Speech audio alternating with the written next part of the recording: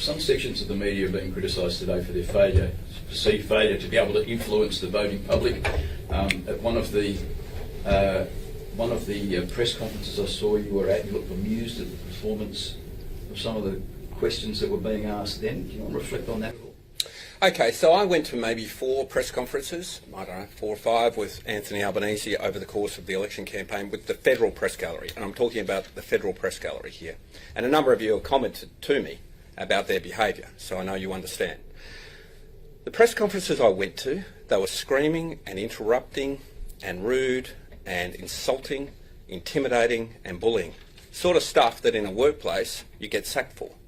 They need to reflect on their behaviour. I've never seen anything like it.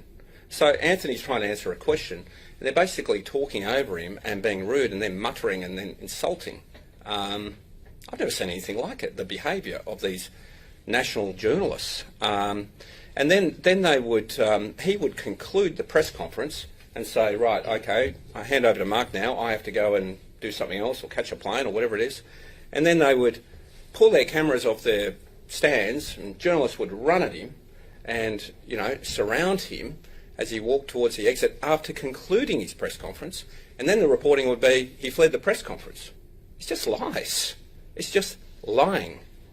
And I just urge the National Press Gallery and some of them to reflect on how they acted. I mean, we live in a democracy, and it's a robust democracy, but that doesn't mean you insult and bully people. You ask questions, you report the facts, you act ethically, and a lot of that did not occur from the National Press Gallery during the campaign. And I know that a lot of you agree with that, because a lot of you have commented to me in Western Australia about that. I was shocked and appalled.